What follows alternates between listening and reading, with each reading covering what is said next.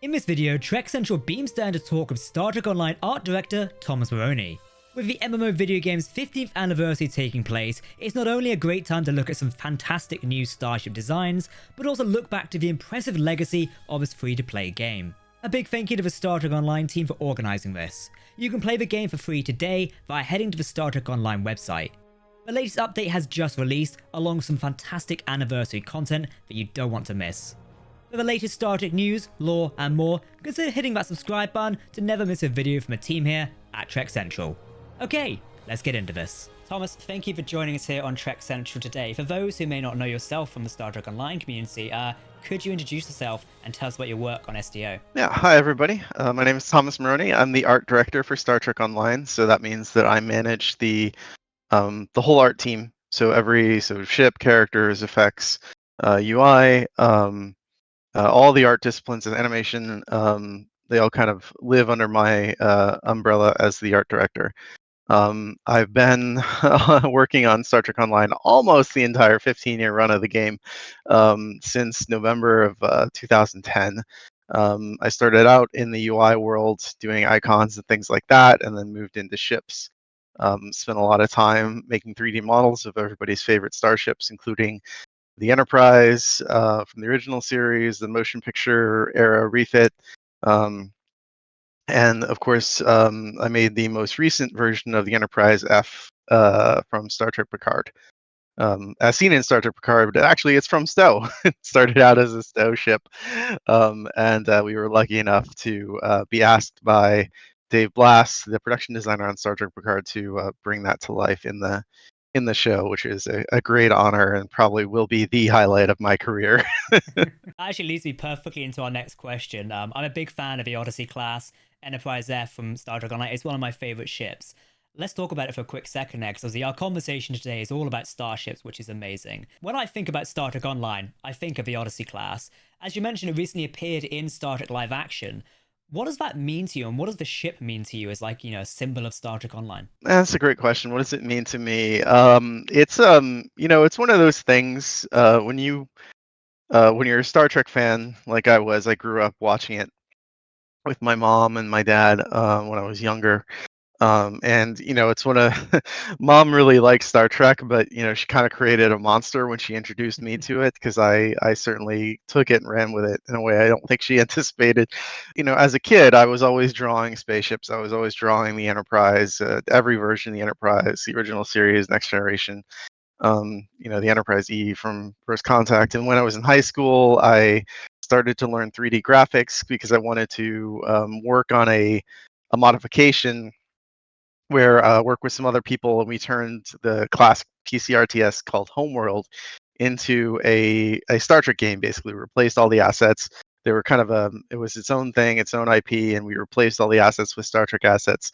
And players could kind of recreate the Dominion War with this game and the mod that we made for it. And so that kind of got me into 3D modeling and game development. In high school, I went and got a degree in graphic design in college, and then through a long series of events, came to work at Cryptic. But my passion has always been starships. There was this thing about when I was a little kid, I was into trains, and then when I discovered Star Trek, that became starships. And that never went away. That's never changed. And so when I started working on STO, even though I started off on UI, I was always looking over the shoulder of the guys making the starships, and I always had like feedback, and it was like, oh, don't forget about the escape pods, or don't forget about the little transporter emitters. Like, I'm sure they got annoyed. They were always very gracious to me, and because they knew I was a fan and they knew I cared. But it was always something. When we were designing the Enterprise F originally, based on the concept from Adam Isle. Adam Williams was the STO Starship artist who made the very first Odyssey-class model. I think all of us had this ambition that, like, man, wouldn't it be cool if this transcended the realm of a licensed tie-in video game and became the actual real Enterprise F? Dan Stahl, the EP at the time, Al Rivera, the lead designer, he was the game's creative director for a very long time, and then Jeremy Mattson, the art director at the time, on STO. We all kind of took the opportunity to design an Enterprise very seriously, like in that hope which was a pretty unreasonable one, to be frank. Um, uh, but for years we would always say, "Oh man, if they ever did a Stowe era show, wouldn't it be cool?" And so we would constantly look for opportunities to get the Enterprise F out there in front of people. And one of the biggest ones before Picard was before Picard actually came calling and wanted to use the Enterprise F was our partnership with IDW. When Patrick Stewart announced that Picard was going to be a new TV show set, about 10 years before STO, I was actually there at the Star Trek convention in Las Vegas when he did that. It was a pretty electric moment. And the first thing I thought of was, like I was excited, and I was the energy in the room was awesome and amazing, and everybody was excited, but I was also terrified because I knew that was going to butt up against what we had been doing in Stowe and what our timeline was and the Enterprise F and all that stuff. And so IDW started doing their prequel Countdown to Picard comics.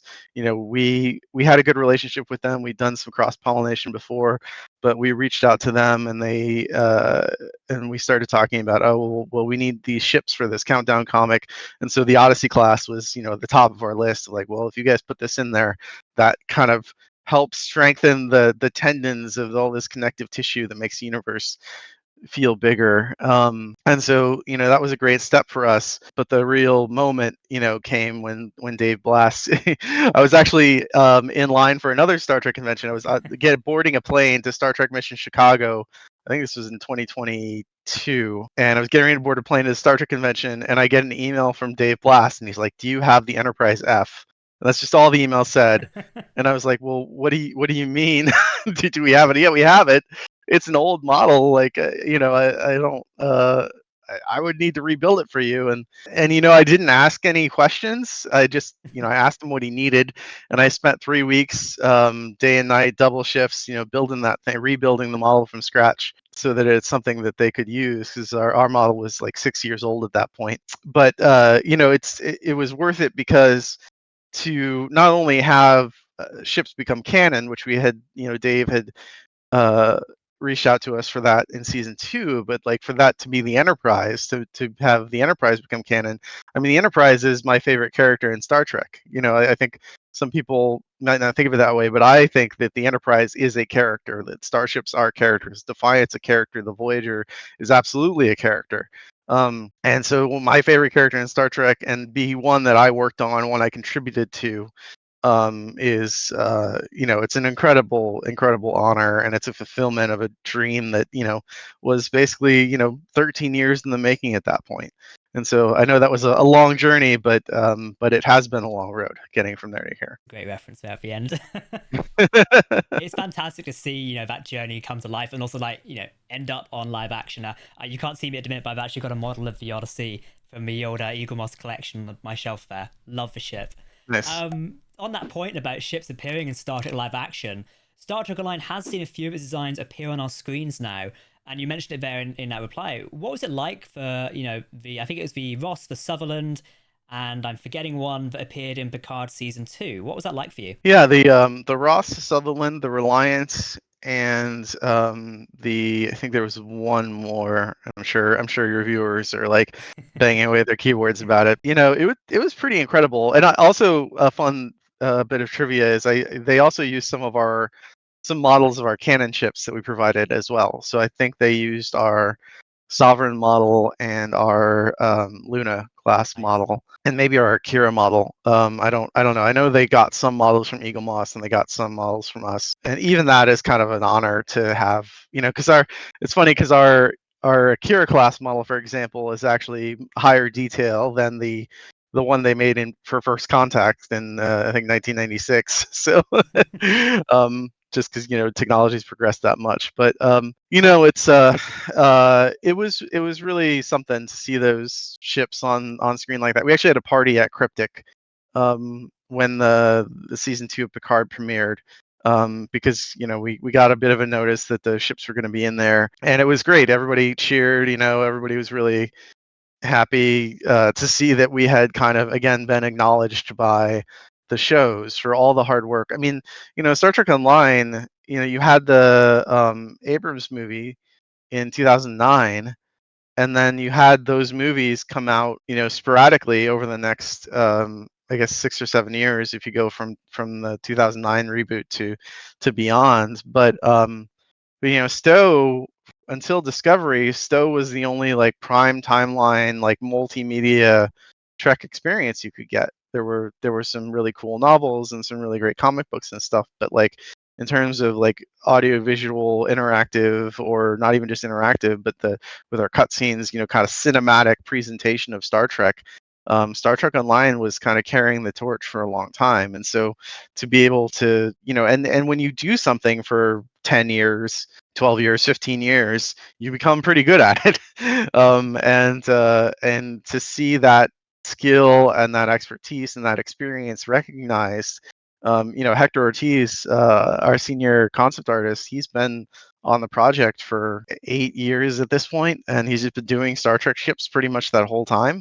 And Dave, when Dave Blass, when he was looking for new ships to put into Picard, he saw our stuff and he kept seeing, like, he was Google, he just Googled Star Trek starships and he kept seeing, it's like, oh, what's that? That's cool. Oh, it's from Star Trek Online. And then he was like, oh, what's that? That's cool. Oh, it's from Star Trek Online. I kept seeing that over and over and over again. And so we had, our work over the past decade plus has made an impact on the Star Trek Starship zeitgeist, and it was an honor to be recognized for that. And it felt very validating for me, as art director, as somebody who worked on these ships, who's designed some of these ships. It was an incredibly fulfilling moment for sure. Something we've previously spoken about was a Heritage Bundle last year. What was it like going back to do older Star Trek ships and checking them out and bringing them to Star Trek Online? Yeah, that's an ambition I had for quite a long time. There was something special about that era of Star Trek. I think the people who kind of, if you grew up in that 90s heyday of Star Trek with TNG kind of going from strength to strength, and DS9 starting and Voyager starting, and then you get your VHS copy of Star Trek First Contact, and it had the ad at the beginning for Star Trek The Experience at the Hilton.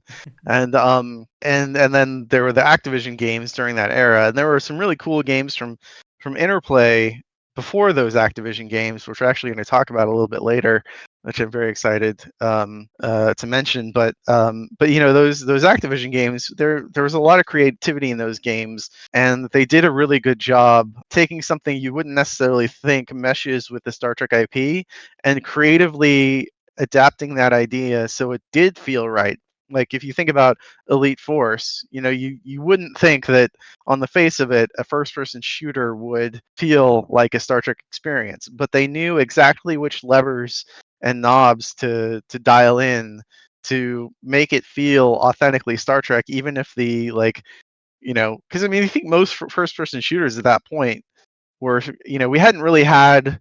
I don't remember when Call of Duty came out. I think the first Call of Duty was before Elite Force, so it could be wrong though.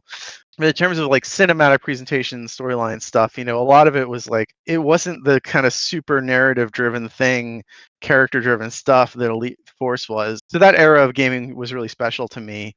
And you had Star Trek Invasion, which was a fighter dogfighting game, which again isn't on the face of it very Star Trek, but they knew how to, with their starship design, bringing in Michael Dorn as Worf, bringing in Patrick Stewart. They knew how to tie all those weird threads together into a cool Star Trek experience. And so I really wanted to honor that in Stowe. We had the opportunity to have a new ship bundle. I thought, oh man, it'd be great to theme this all together and pay tribute to those games that I really enjoyed growing up. And I know a lot of our players also enjoy those. I mean, we had people constantly like, are you guys going to do the Typhon? Are you guys going to do the Premonition? Are you guys going to do, the Achilles? Like those would show up on our subreddit over and over and over again. And so finally, when I was in a position to just kind of make that happen, I jumped at the chance to do it, and I wanted to do it right. And thankfully, I had a great partner with Jeremy Randall, our lead designer now, to make sure that when we brought those things to life, it wasn't just that they looked right, but also that they behaved the way you saw in those games. And we took advantage of those really cool powers that they had, and so people got not just the kind of the visual experience of flying them, but the actual like meat and potatoes gameplay experience as well. Star Trek Online has seen many starships remastered over the last few years, and the community absolutely love it when this happens. What has been one of your favorites to sort of approach with this subject? This has been a special project for me. I'm very proud of the fact that I feel like STO's, when it comes to Starships, STO's reputation has really evolved over the years. Because I remember early on, the original the launch era team of STO, they had to stand up a whole entire MMO in 18 months. They had to do a lot of work very, very quickly. They had a lot of work to do very, very quickly. They didn't necessarily have time to spend a bunch of time on each individual ship asset. So I think you had some ship designs from that era that were stronger than others, and some designs that maybe didn't fulfill the Star Trek fantasy as much as a Star Trek fan myself would want or expect. And so going back, and we spent a long time going back and taking opportunities like the 10th anniversary bundle to remaster a lot of our canon, like our hero ships, and get all those squared away so that we're happy with how they look and that they feel faithful to the shows. And since then, it's been a big project to go back and take some of these non-canon, still original designs and revisit them. And one of the things I love about doing this and why I'm so excited about it is not just, it makes the game look better. It brings more life and more variety to, ship designs that people use, like the Miranda, for example. Now you have a lot of different flavors of Miranda that you can do. But it also is, as a lore nerd, as somebody who loves to think about the kind of pretend world building and history of Star Trek, I like taking these remasters as an opportunity to sort of fill in the gaps historically between different eras of Star Trek. And so one of my favorites is the Shikar class light cruiser designed by Eric Henry. The original Shikar from the launch version was pretty blocky and chunky, but it didn't really, it was sort of, it had a more of a Star Wars feel to it because it was just sort of randomly lots of things kind of bolted on to the ship. There's that expression that God saves his hardest battles for his strongest soldiers. And I certainly do that with when we do these Starship remasters. Is if I have, sometimes we can go and say, okay, this just needs to be a pastiche of A and B.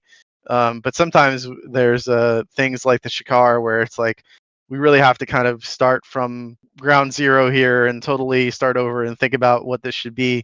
And Eric Henry's, a tremendous Starship modeler, designer. He did the premonition for the Heritage bundle. He's got a great aesthetic eye. I love his work and his designs. He's got a great YouTube channel. EC Henry is you can go look that up. But yeah, so like the Shikar became like an early TNG Miranda variant. And so it sort of has the same basic footprint of the original design. If you squint, you can kind of see it.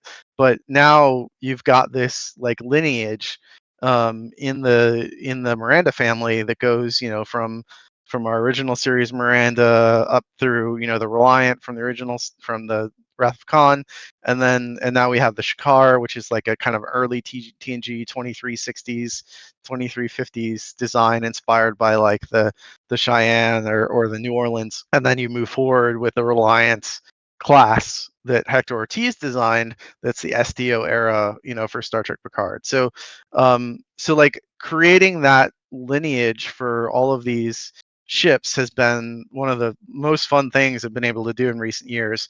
We actually just released the Hope class remaster, and that was a lot of fun. Jamie Armstrong Hughes, the concept artist who designed that, and was modeled by Tobias Richter, and that was really cool because we took the Vesta class. And and so part of this remaster project is taking some of these classes that have been one-offs and like, what if this was actually a whole family of ships?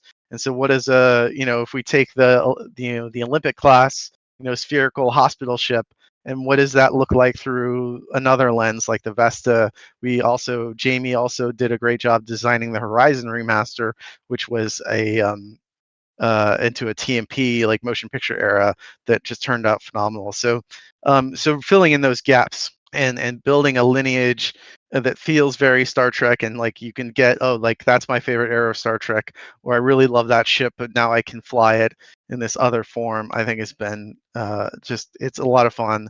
It's a fantastic project, and we're kind of going through it kind of from the early game, and we're working our way forward, right? So we've done, so the Miranda family is done, the Rhode Island Nova family is done.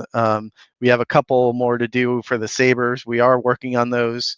And we're moving forward with all that. Sorry, I'm really excited about the remasters. It's been a great project. The excitement is there in the community as well, as I always see on social media, people getting excited about what ship is next. I think it was last year where everybody was speculating on what remaster ship was going to be next. It was really fantastic to see that level of excitement in the community like coming through there. So I can tell people love it as well. So that's Do fantastic. you I don't know if it's a good time now, but I was actually going to show you a new remaster that's coming up Let's soon do it. Let's do it. if you're interested in seeing. Okay, hold on. Let me so this is a remaster of the Stargazer class. It's Nice. another launch era Star Trek ship, Star Trek Online ship. Four nacelles, a variant of the Cheyenne um, constellation family. And so what we did with the Stargazer is we looked at the protostar, and because if you remember the original Stargazer, these nacelles are pretty spot on to what the original, excuse me, what the original nacelles look like.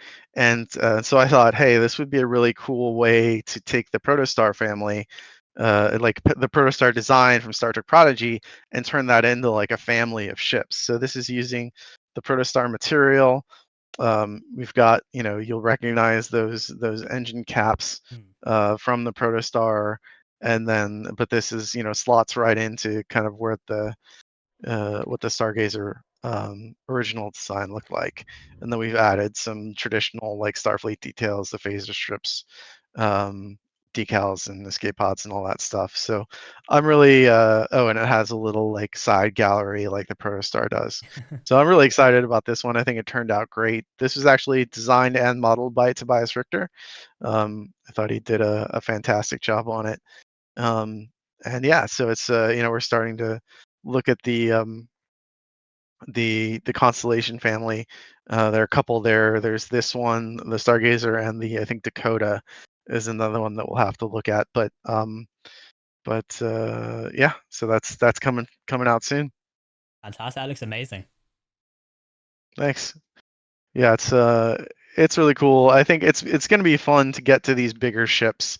As we climb up the ranks, you're going to get to the ships that people are really excited about, and we're going to spend a while. And I think there are like 6 old Defiant skins. One of my favorites is the Akira class, Mm. so I think it's gonna be fun cleaning up some of those old designs. And I don't anticipate that we'll redo, like totally redesign most of those from scratch. I think a lot of those will be the models will be rebuilt from scratch, but in terms of the improved enough that it'll feel like that. But the designs there I know are pretty beloved. Everybody loves the Thunder Child. Everybody loves the Armitage. So we're not gonna take a hammer to all those. But definitely kind of give them kind of more along the lines of what we did here with the Stargazer, of like finding a niche for it, and bringing it into that niche, um, and really bringing out those notes of whatever that specific design language was. I've got to ask you about the Pathfinder class. I personally love this class. We saw it a bit in Star Trek Picard Season 3.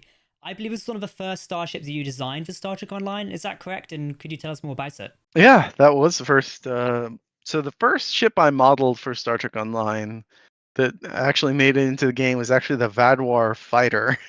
Nice. um, for the Vadwar, for Delta Rising. The second ship that I modeled for Star Trek Online was the Pathfinder. The Pathfinder was also the first Federation ship that I modeled for Star Trek Online, and it was the first ship that I got to design myself. When we were doing the transition from Tier 5 to Tier 6 ships, um, we had a lot of inventory to cover. And we had a lot of ships to kind of upgrade from tier 5 to tier 6. So we didn't necessarily have time to do a full concept art. Came down to me to do the design for the Pathfinder. And that was really cool. Like I said before, I had been drawing starships since I was a kid. I had read, one of my favorite books was the Star Trek: The Next Generation sketchbook by John Eaves, and that has a lot of concept art in it of the design process for the Enterprise E.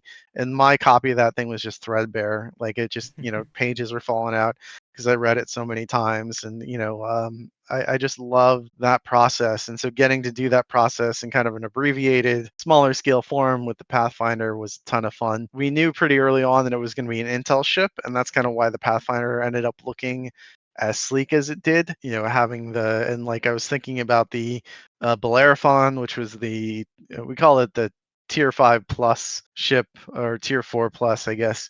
Adam Williams designed the Bellerophon, and he added that really cool deflector inspired by the Dauntless, the slipstream deflector. And so I brought that into the Pathfinder.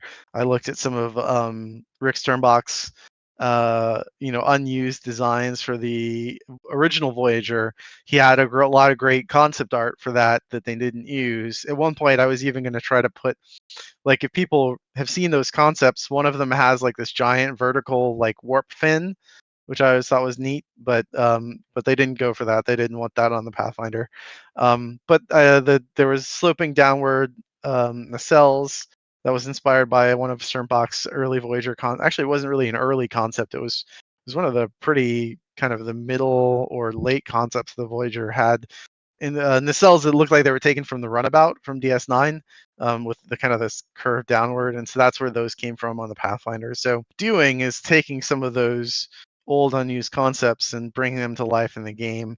We did that with the Valiant, for example, and so finding places to bring those, like, excuses to bring all those old concepts to life is another great opportunity for Stowe and for fans who like that, and you like the real Defiant too, but why not also bring some of these cool concepts to life too. Fantastic. That's amazing. Pathfinder class is fantastic. What was your were you told like it was going to be included in Star Trek Picard, or was it a surprise for you? Um, that's a good question. I think they did mention that it was going to be, at the time it was going to be the Voyager A, and then then they sort of realized they were going to use the Voyager A in Prodigy, so that's why they changed it to the Voyager B for Picard. And so for season 2, they just got like a screenshot of it, and that was one of the things. So all of this card stuff was going on behind the scenes, and at the same time we were starting to do our Terran Mirror Universe arc. And so I was working overtime upgrading a lot of our models because I knew they were going to be used in Picard. And it was just sort of, it was a happy accident that we were also doing all this Terran Universe stuff, so that, like, so we needed them to be upgraded for that too. But a major impetus for me to get all these models upgraded, which included the Pathfinder. I think we did like tier 6 ships got remastered for that whole arc, but a lot of it really was for Picard. And so the Pathfinder really only showed up as an image at the beginning of season 3, and then I think by the time you get to the fleet at the end of season 3, you actually see it in the fleet. And I was able to give them my remastered model for that. Not that you get very close to it at all, but yeah, it was a really, the thing about all of this is that it can change so quickly, that even when they told me that they wanted to use it for the Voyager in Picard, I didn't take that for granted. It's like, okay, well, I'm just going to give you the thing, and you guys are going to do whatever you're going to do with it, and I can't wait to see it. I have no idea what's going to happen. So it's still a bit of a surprise. You don't know exactly how it's going to be used or where it's going to show up, and so it's still a great moment because you're watching it along with everybody else. Like, oh, there it is. They did it. And that's great. And I mean, shoot, like, I rebuilt the Odyssey model for them sent that off. I said, "Give me 3 weeks, Dave," and then 3 weeks to the day, Dave emailed me and said, "How's this coming?" And I said, "It's done," and I emailed it to him. And then I didn't hear anything for months. And then it turns out that they show it in the New York Comic Con trailer, for Picard season 3, and Oh, so exciting. that was really cool. Yeah, yeah. But I didn't know they were going to do that. I had no idea, and I didn't know that they were going to use it as the Enterprise F. I just thought maybe they just wanted, the Odyssey as it'll be a little homage in the background. They just needed to fill out the fleet or something. But to have that moment with the fireworks and the Star Trek theme, and that was incredible. I don't think it's ever going to get better than that for me. I would love it if the Odyssey class appeared again in like modern Starship personally. Well, it's great we've Oh yeah, seen it. I sure. love it. Maybe if we do end up getting a 25th century series sometime, it would be great to see more of those things flying around with the Pathfinder as well. It's so much of Star Trek Online there, is already there and can be used, which would be fantastic. Yeah, I mean, bring it on. So, looking to the future, could you tell us about one of the new ships that's coming up soon? Now, I'm going to attempt to pronounce this correctly, so apologies if I butcher the name. That's a common thing here. This is a Breen, I think it's Kefsar Intel Courier Starship, that is going to be introduced in the upcoming season. Oh yeah, well actually it's live right now. So Even better. that lockbox, the Partners in Crime lockbox went live on the, I believe it was the 28th. We're doing things a little bit differently with our anniversary update this year, where we released the lockbox ahead of the season update. And so the season with we're having a new the season is called Unveiled, and that's going to be a new episode and a new and then our anniversary event, and that's going to that'll have Jonathan Delarco returning as Hugh. We're very excited about that. It's great to see him in Star Trek Online. I've always loved Hugh as a character, and he does a great job. Obviously, it's great to see him. He's got a great the likeness. Our character team did a fantastic job bringing him to life. Um, but prior to that, we last week we released the anniversary lockbox, the Partners in Crime lockbox, which was inspired by Discovery Season 5. So let me I can bring that ship up and just kind of show it to you in a second here. Sounds good. So one of the cool things about Discovery Season 5 I thought was really interesting was how they kind of went into the Breen, and you got to see how the Breen had evolved into the 32nd century. So this ship was modeled by Mauricio Tarina. This was the last ship that he did for us with his time on Stowe. Mauricio is a very, very talented artist, a lovely guy to work with, and he did a great job. Um, the model, when we looked at the reference on the show, there were all these like little glowing lights that added a lot of detail. You can see that it floats. It's got the 32nd century Discovery season 3 plus look. Um, there's some cool animations on this thing. I think when it goes to warp, I don't really want to go to warp right now in the game because we'll leave the map, but it spins around like it does in the show. There's a lot of life to this ship. Um, I feel like you and don't see much of this detail in oh, the show, so now it's in game here, we can actually see a bit more of the ship. Because I'm thinking back to Discovery, and because it's so yeah, fast moving, you don't see all these nice details, but here we can actually see what it properly looks like. right, yeah. We were lucky enough to get the actual asset from Paramount. So this is based on Mo built on top of the original model, which always makes a huge difference on how accurate it is and how we can kind of drill into what you're looking at. And so you can be, when you look at these models, you can be pretty confident that things are where they're supposed to be, which is always important to us. Um, but yeah, so this is let's see here. I'm not really a stats guy, but it's a Intel Courier, so it's an Intel ship. It's nimble, and it's like it's got 5.2 weapon slot. Um, uh, but yeah, I think there's a. Let's bring up a target here so we can kind of look at the. It's got a power that like gives you kind of a speed boost, and you cloak at the end of it. I think that's this guy here. Yeah, ups your Wow. damage, and then shooting. Oh, and it's got a really cool.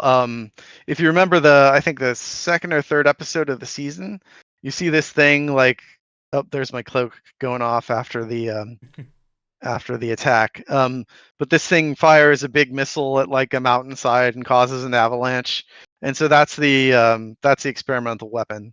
Is inspired by that moment in the show. So we're Nice. always looking for those kinds of moments to bring these ships to life. Um, and thankfully the shows provide. So yeah, that's the Breen Intel Care. It's available now. It'll be available through the run of that lockbox event. And there's some other great items from Discovery Season 5 in that lockbox. One of the really cool things I thought they did in Discovery Season 5 was the deep cut of the Permelians, Mm, which if you're a TNG fan, they find this ancient starship, the Permelian battle cruiser. And so to have those guys name drop and they go to a planet, and there are these little drones that fly around and attack our heroes. And so we brought those in the stow, and that was really fun. They kind of turn into little suicide drones. Um, we've got all the Breen weapons, and even the outfits, which are really cool, like mercenary, Black Ops kind of outfits. Which I know people enjoy those kinds of outfits for their characters sometimes. So it's a lot of great stuff from Discovery Season 5. I love to describe Star Trek Online as a theme park, right? And so it's a Star Trek theme park where you go to TOS land, or you go to DS9 land, or you go to Discovery land. And so every flavor of Star Trek that you love is in Stowe, and you can use the tools and toys from those shows to kind of make your own Star Trek adventure the way that you want it. I think that's great. It just takes me back to like, in Star Trek Online, you can be sat there of Space Dock, which recently got an upgrade as well. And you're sat there in like an Odyssey class, and you've got like an NX refit next to you. It's both good for you and the player with that as well to express yourself in so many different ways through ships and outfits and things like that. And I think it really says a lot about the 15-year legacy of Star Trek Online when we've got all of that we can actually play with. If I can kind of direct the conversation a little bit, because I want to Sure. talk to you about we've got the anniversary lockbox that went live. We've got the mission with the event, the anniversary event, and obviously every year we have an anniversary ship, right? Um, uh, that you can earn. You play the event, you do your Omega mini game, or you play the episode, you play some TFOs, and you earn progress towards a free starship. And so you're one of the first people to actually see this. We're recording this well in advance of the event going live. So I'm going to share my screen again because I want to show you what that event ship is going to be. So this is let's get the full name here, the Garret class Ooh. Command Dreadnought Cruiser. Um, you can probably tell this is another Kittimer Alliance starship. Mm. And so the Kittimer Alliance is a Star Trek Online invention. The galaxy's been through a lot of turmoil in the past few years. And in classic, in the best Star Trek tradition, instead of tearing people apart, it's actually brought people together. And the Kittimer Alliance is an alliance of major powers of, the Romulans, the Klingons, and the Federation. And so for our anniversary ships, ever since the 10th anniversary, um, we've done these alliance ships that are pastiches of two different, major Star Trek ship styles. So the very first ship, Kittimer, was, Klingon Federation design that leaned towards the Klingon. So this new ship, which is the Garret class, named after Rachel Garret, the captain of the Enterprise C, is a Klingon Federation hybrid that leans more to the Federation side. So it's got the classic sort of Galaxy class layout, but you can see there's like a bridge inspired by the Katinga, and you've got these like Mm. feather patterns. It's very blocky and bulky, um, and kind of brutalistic. And so this was designed by Hector Ortiz, who's designed all of our Kittimer Alliance ships, and modeled by Keen Sin. Um, who the player community might recognize his handle as Pundus. But Keen's a great artist and a Starship aficionado. It's great to have him on the team, and I'm really proud of the work that he did on the Garret. It looks And fantastic. Thanks. Yeah, I think it's another great addition into the Khitomer language. I really like that You know, deflector-ish there. That looks amazing. yeah, that's really cool. Just the rim glow there, and the angry eye of Sauron in the middle. I'm glad you said that because I um, was thinking of something like it had something look similar there. hmm But Keen did a really good job. If you look closely, there's a lot of really cool decal work here. That Klingon writing The on the hull weapon as strips well. there. Yeah, and so one of the fun things about the Khitomer ships when we started doing them, um, when we started with the Khitomer, and it was important to me that it didn't just have English in the hull. Like I wanted to really lean into the idea that these are multicultural projects, and so it was actually really hard to like import the Klingon font and get it set up, but we did it, and so now there are some Klingon ships because we did that. It actually meant that we could add some like Klingon writing to some of the Klingon ships as well, which has been cool. Um, yeah, so there's the Garret. We'll have a stats blog out. I think by the time this airs, or the same day this airs, there'll be some stats that'll go out about the actual gameplay capabilities of this thing. But it is a Dreadnought cruiser, so it does have a hangar bay. Nice. It can launch the Alliance fighter squadrons, and there you have it. I think it's going to be another great Alliance ship for the fleet. I think people are gonna love it. I'm excited to see their reactions next week. I'm going to show you a ship that I've actually teased already on BlueSky, but I want to just show it kind of off in its full glory. Typically, we do the anniversary launch with the lockbox ship and the free event ship, and then a few weeks later, we usually have a big anniversary Starship bundle. This year will be no different. I don't want to get too detailed on what that's going to be or what's going to be in it, but I will give you a theme, and I'm very excited about this. I mentioned a little bit ago that the Stowe is about the theme park experience of go to Star Trek Discovery Land or go to DS9 Land.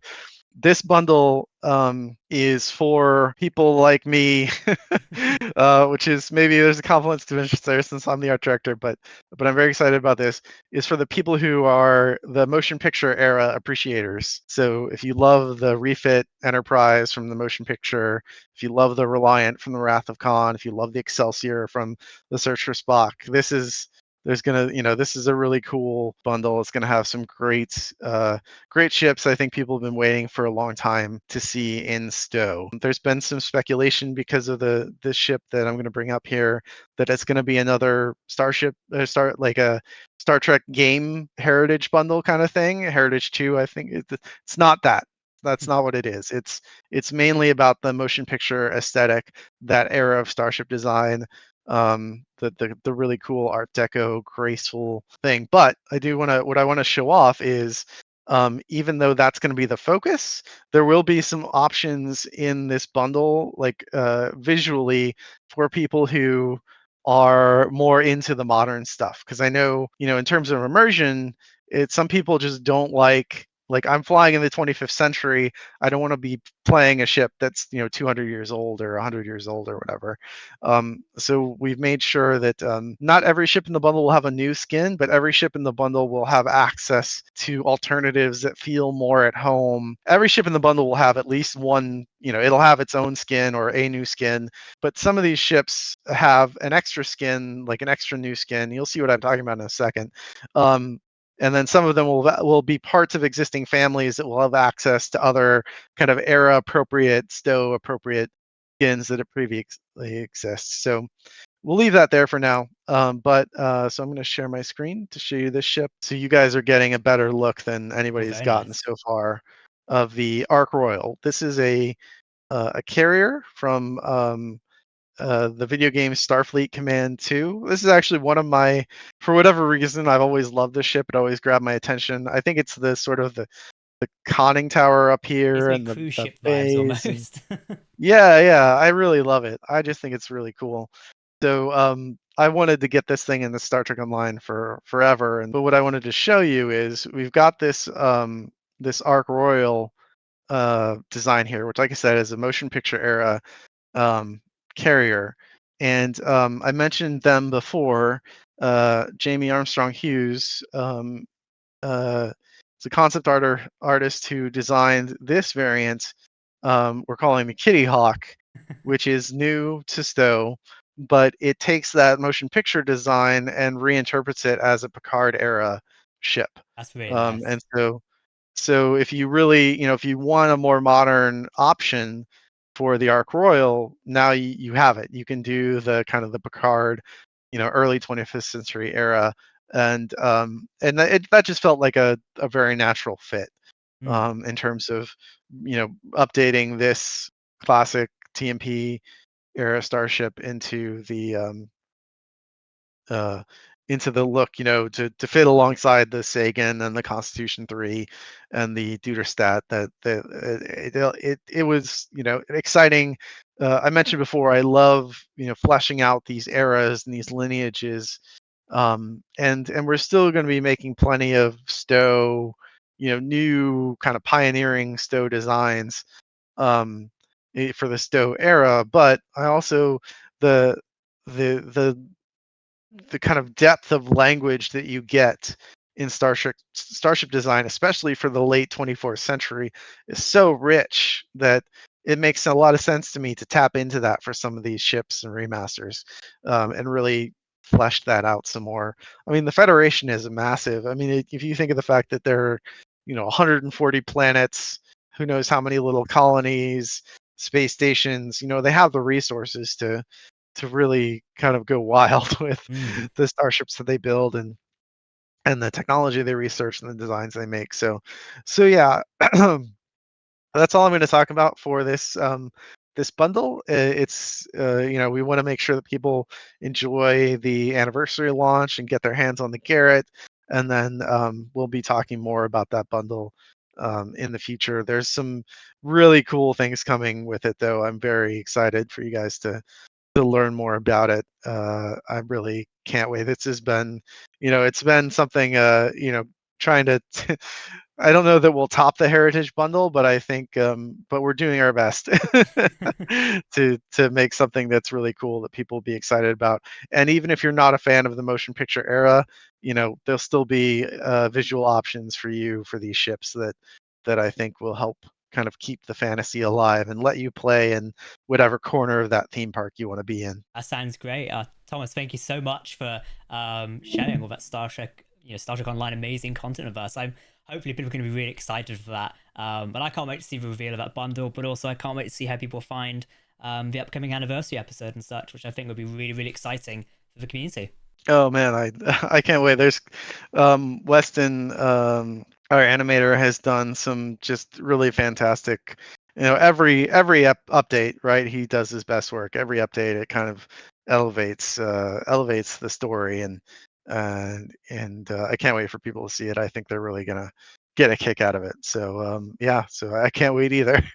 Thomas, thank you so much for joining us here on Trek Central today. As always, it is a pleasure to talk to yourself and nerd out about starships and Star Trek Online. And I can't wait to see what the future holds for the game. Yeah, likewise. Thanks so much. Thanks so much for having me, and it's great to talk to you again.